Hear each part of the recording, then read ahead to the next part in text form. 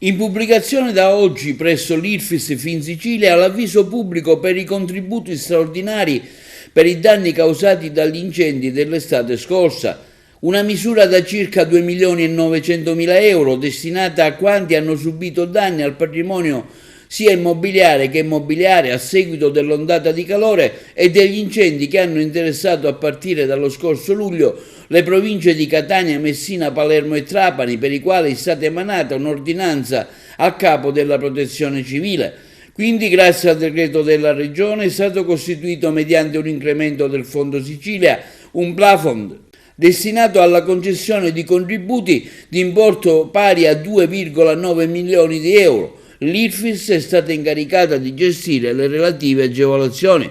Per accedere quindi al contributo è necessario essere proprietari dei beni, avere denunciato prima della data del decreto che determina lo stanziamento, cioè il 9 aprile del 24, danni occorsi a seguito di incendi e ondate di calore. Sono previsti dei limiti al contributo, in particolare per il ripristino dell'unità immobiliare destinata ad abitazione principale del proprietario non potrà superare i 50.000 euro. Se l'abitazione è diversa da quella principale, il limite è di 25.000 euro. Per il ripristino invece delle parti comuni di edifici residenziali, il limite è 15.000 euro per ciascun edificio.